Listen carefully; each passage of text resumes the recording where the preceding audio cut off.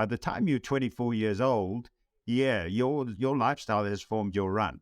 And so form can't fit function because form has already been, destabilized, right? So, we're sitting in a desk or we're wearing shoes and we have an 11 or a 12 or a 15 millimeter drop. So, our whole lives, our heels are higher than our forefoot. And we have done sports that are, not bilateral. They are, unilateral to one side. And we've done activities and we've lived in environments where this surface was not safe. And I think all of those things require that we find a way now to be able to practice our craft consistently. And consistently really means over years for us to master that, right? Welcome to the Run Form Podcast. I'm Bobby McGee, running mechanics expert. And I'm Matt Pendola, your run-specific strength coach. Matt and I have been working together for almost a decade on some of the top athletes in the world, and we've decided to share that process with you guys. We'll get into our topic today, and the first thing we were going to discuss is just about with run form. I was always told growing up, Bobby, that if I wanted to get better at running, then run more. And as a young athlete, I really fed into everything that I especially looked up to with athletes like Bill Rogers, the great American marathoner of the day. He was my idol, really, and I read his book, and he was certainly along that philosophy. So I thought it'd be good to talk about that first today, what we mean by form follows function, or how you feel about a runner running more to improve their form. What is the myth around that, or what's the misconceptions, maybe is a better way to say that. Yeah, it's a great question, Matt, and I think you can contribute hugely to this too with your own experience. You're right. I've never been a runner of the caliber that you are, so a lot of it comes down to what is your experience. But if you think of the great African runners, right, they've been running since they were children, right, and they've been running not to become great runners, although their cultures have developed great runners. They've been commuting, right? They've been going back and forth, and they are also in a climate where they were habitually non-shod, right? So they didn't have shoes. And so, if you say, okay, the form fits function model works, yes, it absolutely works if people don't break down. So now you start running when you 4 or 5, right, of some considerable distance on uneven surfaces, and you're not shod, and your idea is to get to school or get to the store or get somewhere like that. And, breakdown is not part of it. You're running within your capability at that point in time. By the time you're 24 years old, your lifestyle has formed your run. Now, conversely, you look at the vast majority of people who run today did not have that opportunity, and so form can't fit function because form has already been destabilized, right? So, we're sitting in a desk or we're wearing shoes and we have an 11 or a 12 or a 15 millimeter drop. So, our whole lives, our heels are higher than our forefoot. And we have done sports that are, not bilateral. They are, unilateral to one side. And we've done activities and we've lived in environments where this surface was not safe. And I think all of those things require that we find a way now to be able to practice our craft consistently, and consistently really means over years for us to master that, right? We know in endurance sports, overnight successes take, 6, 7, 8, 9 years, right? And so how do we intervene in that environment and in that, with that specific individual, so that they remain consistent? And that intervention is the stock in trade of the coach or the biomechanist or the exercise physiologist, right? Where we take an athlete from where they are.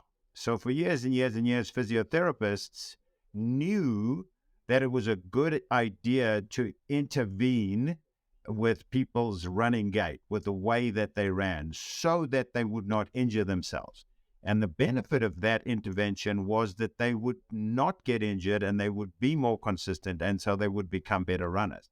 It's only very recently that we've got to a point where we realize, wait a minute, just like in baseball and stuff like that, where we start having, surgeries and approaches that are proactive, right? So we prehab. So we got a 13-year-old or a 14-year-old that's clearly got a big engine, comes from a great background, but there are some things in their gait that represent they're going to get stuck. At some point in time, they're going to get hurt. But this new research has now shown that changing people's run form in the correct manner leads to an enhancement of performance over and above consistency.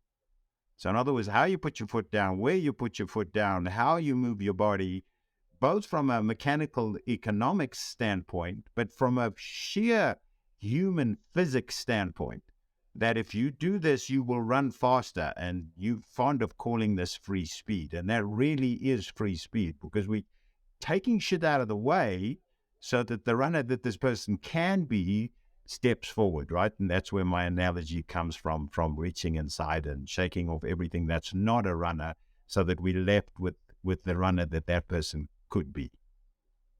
Yeah, no, I love that. There's so many thoughts that come to my mind as you talk, because I think that when I look back at my own history and knowing that N equals 1, I can't place my own history on everybody else, but still trying to learn from what worked and what didn't. I was more of a 4-foot runner, and back in the day, I was told that is what you need to be elite. And I originally thought that everybody should try to be a 4-foot runner. And that kind of leads us a little bit more into our next myth or conversation around misconceptions.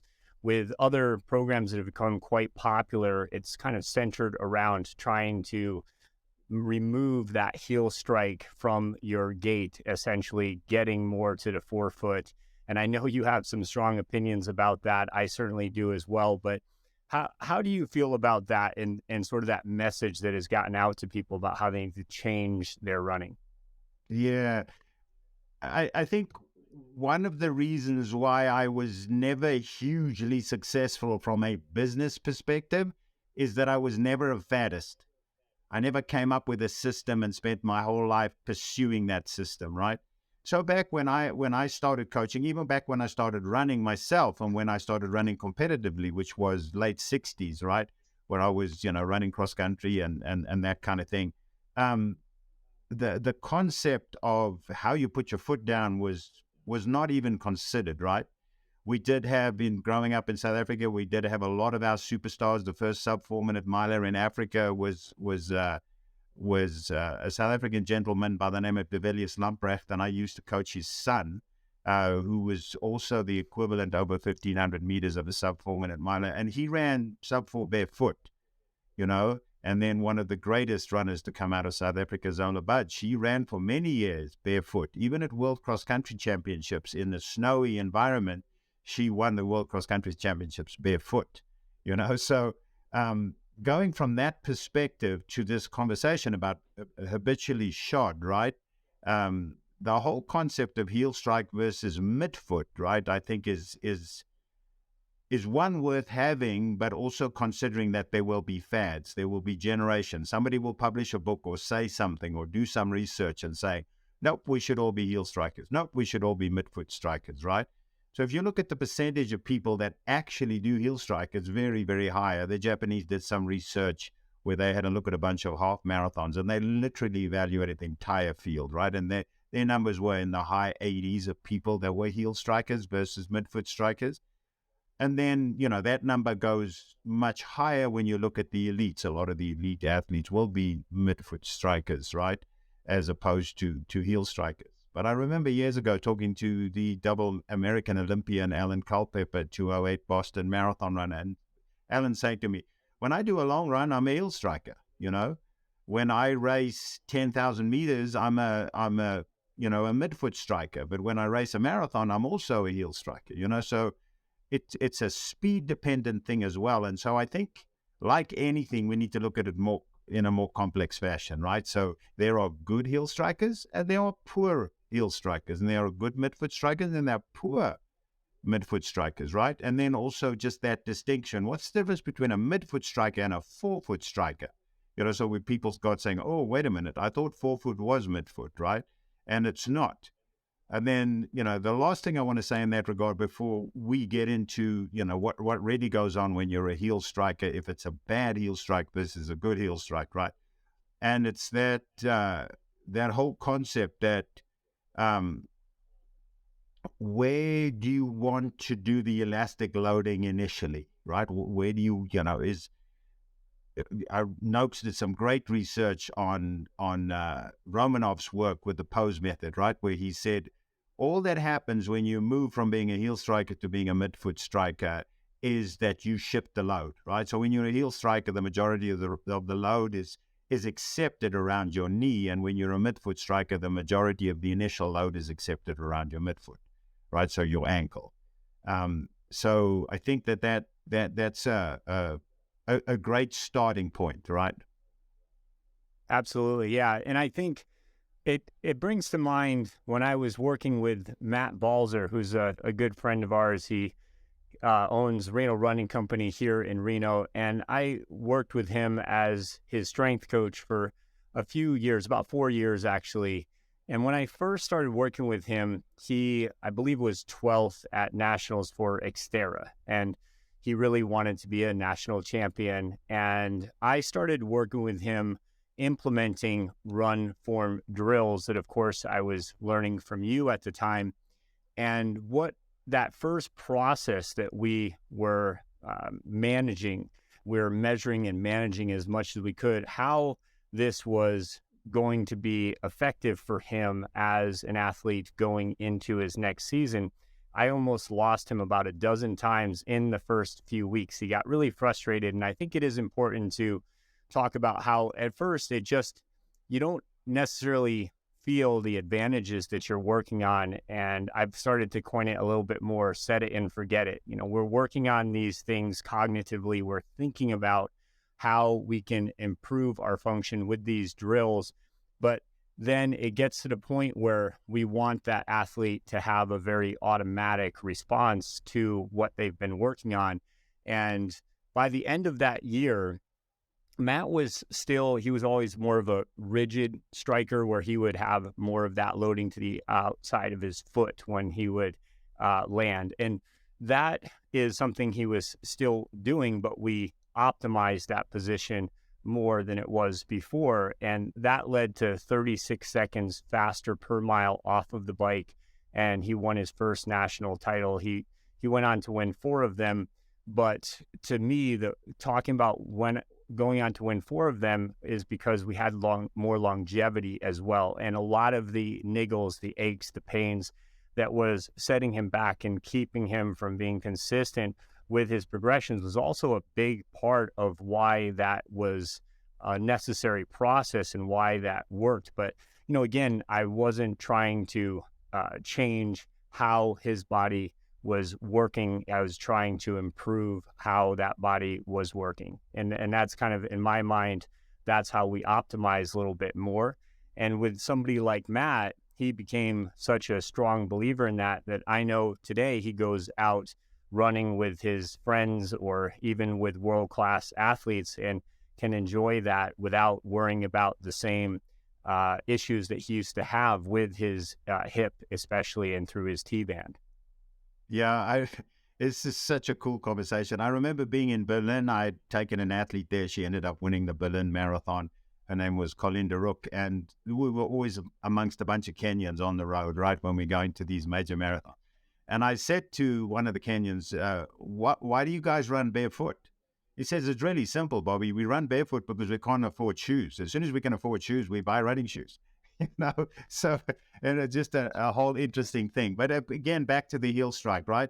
If you think about it, if a person is standing upright, right, their midfoot is further ahead of their center of mass. And if you look at the average pace that, just a normal amateur runner runs at, right, they can afford to put their heel down first because their heel is much closer to their center of mass. So they have much more of a pivot. So the heel striker, depending on the speed demands, but the heel striker is so much more mechanically efficient because that heel is closer to the center of mass, and they run with a pivot, right? So they've got a short enough stride that they're not falling out of space and needing that first spring, right? So if you're a heel striker, and you are running with a very long stride length, well, then you're looking for trouble, right? But if you've got a pretty high cadence, the other thing with a heel striker is they can lean forward more, right? So they have a lot more free speed from that perspective. But they've got to realize then they've got to take care of their knees. They've got to take care of being well conditioned and bring that knee underneath them. You still have to have a gathering motion when you're a heel striker. Another interesting thing there, with most shoes, as they started being designed, they had a very big drop, right? And we spoke about that earlier, but they had that very big drop. And so a person might be putting their forefoot down first, but the way that their weight is being received on the ground is the whole shoe. So it looks like they might be heel striking or midfoot striking, but, it's the wedge of the shoe that's giving that information. Even when I'm doing analyses, looking at two things, shank angle, right, which is a huge thing with heel striking, right, is how far is your shin leaning back when you're heel striking, because that's where the problem starts, right? I'm looking for that gather. I'm looking for, is that foot moving backwards to gather the ground, not because they're cognitively thinking about gathering, but you just want them to actively be putting their foot down, not passively waiting for the ground to come. So if you're a floater and you're waiting for gravity to bring you into the ground, and you're a heel striker, and you've got your shin too far out forwards, in other words, you haven't set yourself up with the knee set to bring your foot down under your center of mass, now you're going to have problems, which will be somewhat alleviated if you went to a midfoot strike, but eventually the metatarsals and the entire foot is going to start complaining with that anyway, even if you're a midfoot striker. And I think the last point I'd like to make about that is that what you have conditioned yourself to do that better. So if you've always been a heel striker, just become a better heel striker, because going from heel to midfoot requires a massive transition phase. And it's not a lot of athletes that have the patience to be able to do that effectively so that they go backwards to be able to go forwards and not get injured. Yeah, I think that's why it's also important to have these conversations, people listening to us, because Matt was really resistant to these changes initially, and now he sings from the rooftops about how this really does work. And Matt sells shoes for a living, right? So you mentioned shoes, and one thing I thought be interesting to just mention here is that I think of shoes as an aid, but not an answer. So when an athlete is getting a stability shoe and thinking, okay, well, now I've got a stability shoe, I'm all set. To me, the answer is that we need to work on more stability through our programs. We have a lot of focused stability for the runner in these specific skill sets that they need stability for. But that shoe is not going to solve all the problems. I think it's a good aid, and it can help us in our process, but it's not something we just fully rely on for our running or our performance. That's such a great point, right? Such a great point. We used to, until very recently, believe that the best way to stabilize an athlete that we thought was overpronating was with some medial posting at the rear foot of the shoe. In other words, assuming that everybody was a heel striker. But one of the things that we never considered is that posting was much more resilient to compression than the rest of the shoe. So somebody that would go across to a post would now be compressing the rest of the shoe, and they would be turning their foot into a contradictory biomechanical device very, very quickly. And, people talk about 300 miles. No, I'm talking about 50 miles, right? That you now, because you're being stopped from medially rotating, right? Which we need a little bit of. I just did a little post about that the other day. Everybody must pronate. I mean, I don't pronate. That's why I suck as a runner, because I can't put myself down softly enough, and I can't get onto my first and second met head, right? But now that outside of that shoe is just spongy, right? And it starts to collapse. Now you're creating these laterally tilted wedges, right? You just, messing with the varus and valgus of the entire setup, and I hate it when people go into a store and they come out and they think they've solved their problems, right? And I always sort of compare it to, like, you can do two things with the Leaning Tower of Pisa, right? You can put up big posts along the side to stop it from falling further, or you can mud jack it, right? And big posts along the side are running shoes, and mud jacking it is run form work, strengthening, mobilizing, balancing, returning correct function. Yeah, and I think this leads us really well into the final topic that I really wanted to go over. And it brings me back to a memory that I have with you. One of my initial experiences working with you, I was sort of learning still at that point a lot of your coaching philosophies. It was very early on. And you had me working with a triathlete, and automatically I just went into my mechanic mode as a strength coach and said, this is wrong, this is wrong, this is wrong. And you gently pulled me aside and, she isn't broken. Stop talking to her like she's broken. You implemented something into me that I started working on when I got back with athletes, no matter what level they were running at. Matt is fast and free. Now, Lexi, you say it. Lexi is fast and free. And that is a belief that stemmed off of that experience with you. But in other words, when we talk about run form, we're not, quote unquote, fixing you. You're not broken. We're just taking the tools that you have and we're teaching you how to use those tools more efficiently, I feel like. And what I look at here is your comment on trusting how you feel when you run, and really what you mean by that, because I think that's a light bulb moment for a lot of athletes, especially at camps. And I thought it would be fun to talk about what that really means for runners. Yeah, now get back to your word, Matt, that you use so effectively, that visceral feeling of what's correct, right? So we know from brain psychology that instinct really is utilizing the subconscious background of all the experience you have and having that be available underneath, right? So I learned this great lesson from Jim Lure that said, Jim Lure is one of the greatest sports psychologists, that the USA ever produced. And Jim said to me, NBA players, PGA players, NFL players, they come to me for help with sports psychology to get an edge, right? And so most people that get to the point where they say, should I be addressing my run form, are looking for an edge. They're not broken, right? They want to get better. They want to be more mechanically economical. They want to be more efficient. They want to be able to free their hips and their ankles and their knees up to run faster, and not only run faster, but run faster safely. And so that process of habituation is what people are not willing to go through, right? That going in reverse, cognitively intervening. I love those 4 steps, right? You have those 4 steps of learning that I think that we're in the process of working with here, right? So the first one is unconscious incompetence. And so our job in the beginning is quite hard. You're doing this, right? And you know that that's not working for you, right? Oh, no, I didn't know that, right? And then most people think, okay, now I just fix that and I'm good, right? But no, the second step is knowing that you're doing it incorrectly. Your third step is knowing that you're doing it correctly, all right? Because you've now done that learning, you've done that early working. But the main and an important step is that unconscious competence, right?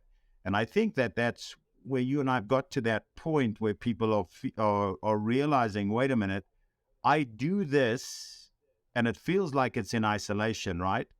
And it feels really uncomfortable, all right?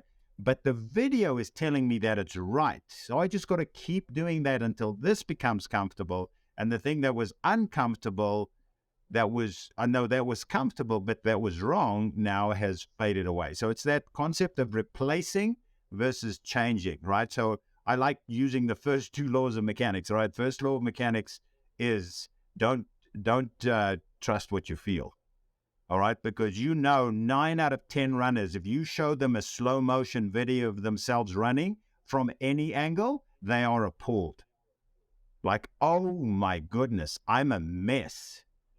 And then you say, well, you run 29:30 for 10K. I wouldn't say you're a mess. you know?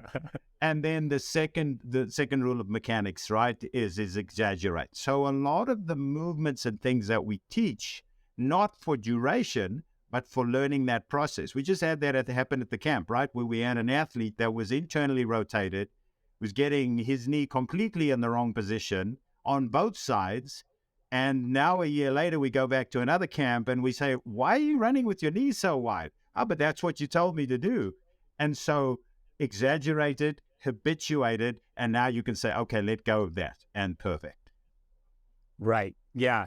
And I think just the idea, if it ain't broke, don't fix it. I personally have a problem with that, because when you have an athlete that gets to the point where now their knee is talking to them and they say, well, I just ran a certain amount of miles and now my knee just wore out. And so running's bad for my knee. The way you were running, right? Yeah. The way you were running was bad for your knee. And now you have to deal with it, but you still have the tools to get that running back. It's now just giving you more purpose to give some specific drills to strengthen that position and add a lot more stabilization around that knee, for example. But it is not about, to me, waiting until that happens. That's where I believe in prehab to performance. And so taking that process on, I think, does take some maturity and you deciding as a runner. And I think the people that we're talking to, endurance athletes, triathletes, runners, that say, I want to put one foot in front of the other, but with purpose. And I think that you get to the point where you realize that your body is talking to you, and instead of ignoring that, you are paying more attention. And initially that can feel like a lot of extra work. And because you're changing things, it can feel a little clunky. And trusting that process is what I urge people to do, because it's well worth it in the long run, so to speak. Yeah, I mean, I love the old car analogy, right? You spend all this time working on your motor. Your motor can produce enough horsepower to go 100 miles an hour, all right? But that your suspension and your steering and your transmission can only handle 45 miles an hour, right? And if you're going to be stubborn about it, then it's going to break down and you're not going to get either, right? You can have a great engine that you can chrome and put on display, but it's not going to go 100 miles an hour in the vehicle you put Yeah, in. I know. So just keep working at that vehicle. So you're absolutely right. Is that your running mechanics, the way that you use your engine to produce speed, is not just 50% of the equation, and your engine is not the other 50%. No, every one of those components is 100% of the equation, right? It's the law of holism. It doesn't matter if you've got a VO2 max that you set in the lab on a bike erg, right? You were on an ergometer and you put out world-class watts, right? But you fall apart at 9-minute miles. Yeah, and you brought up a point that I'd like to maybe my closing thought with, but for those of you out there thinking about whether or not you're going to work on your run form, some of you may be a bit more established. With a guy like Matt Balzer, a lot of people would have said, don't change anything. He wasn't broken. He had some niggles, but he had maybe some times in his training where he had to take a step back, he felt like. But, performance-wise, he was still at nationals and still performing well enough. He understood, though, that he could get more out of his performance. And with a guy like him, though, being a little bit more established, we had to be more patient. How long have you been running this way, right? And that's where I think we want to have, not trying to make perfect or practice makes perfect analogy, but more about purposeful practice makes progress to me, and just being patient with that process versus the other young man you were talking about, John Reed, who he's much younger and a little bit more adaptable to changes there. So I think just consider your own history and your own story and realize that it's something that is worth that journey, but it is a different story for everybody, and it's not always the same. And it's not something that we're trying to change overnight, because your body does need to adapt to these changes. I think if that's done in a positive way and with the right mindset, with some patience, then you're going to love the results. It's just in this world where we live with sort of immediate feedback, or we get that automatic response to so many other things, then it can be hard to wrap our minds around putting in a longer process to get that result you want. But I just urge people, it's so worth it, so that you can keep running too in your 60s, 70s, and 80s, or even just going out for a nice hike. These are things that I think we forget are so important, not just for our performance now, but forever. Yeah, I'll finish off this part of the conversation too, Matt, with just two words. The one is hierarchy and the other one is patience, right? Is for people to realize what you do the most of, that is what you become. So if you do the most of something incorrectly, you become better at being incorrect, right? And so in triathlon, that becomes really, really important, right? Because in triathlon, what can you do most of? You can bike most of, right? So from a cardiovascular standpoint, that's massive, right? Because it's really hard to make your heart tired, right? It beats when you sleep. It works all the time, right? And so when runners come to triathlon for the first time, they get this sense of, wow, I'm running better, but I'm doing less miles, but you're doing more aerobic work. You're in the pool, you're on the bike, and you're running, right? So that's the one thing. But then there's the mechanical deficits, because now, again, the thing that you do most of is what you're going to get best at. And mechanically, sometimes the bike is really at a disadvantage for your run, right? There's a lot of reasons for this. And similarly with the swim. And then with the word patience is, again, to use triathlon as an analogy, like if an average athlete comes into the sport of triathlon, without a doubt, the sport that's going to get better quickest is riding your bike. All right, you're just going to get better, and you're going to go, wow, I really like this biking thing, so I'm going to do more of it because I'm good at it and I'm really getting better at it. Whereas running works the other way, right? Your first run is okay, then your second run, you suck compared to your first run. Your third run, you really think, clearly I'm not a runner. I shouldn't be running, and by the time 3 weeks have gone by, and if you don't have the patience, you've quit. You just have to go down to the track 5 times in a row and try and do a set of gentle 200s, and you'll realize, oh, running's not for me because you got it all wrong, right? So that's the patience around running, right? And so especially when it comes to gait and to form, right? I'm lucky with some of the elites that I've worked with. I'll ask them the question, how long did this take to work? And they'll say, 18 months, 2 years maybe, before I've really started seeing the benefits. That's a lot of patience. That's a huge amount of patience, especially if you're 55 years old and you've got a championship race in 3 months' time, and you want to get better. Yeah, no, for the triathletes that follow, Ben Canute had what people are calling that Phoenix year last year. And you and I would say there was a couple years before that year that we really had to put in before we had that Phoenix year. It didn't happen all at once. It did take a couple years, but obviously it was worth it, right? So I love that, Bobby. Just reminding people too that with any question, the app that both Coach Bobby and I are on, that's a free app, and you can always ask questions. We get these questions that we feel like are pretty popular and we get good response from with any question. And we know that that's an endurance-focused community that we're talking to. So it's a great app to be on, to hear from not just us, but other coaches and other athletes. And, you can ask away. We may be talking about your question in a future podcast.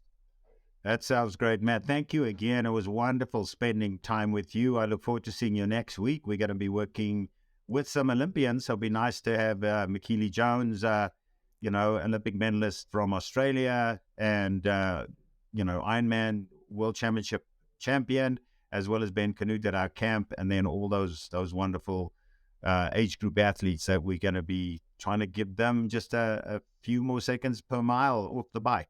Yeah, no, fantastic. You're obviously one of the head coaches at this camp, and ipso facto, I get to go with you. So I'm looking forward to it, and I appreciate you keeping me in that process because I can't wait to learn more. But thanks again for listening, everybody, and we hope you listen again next time.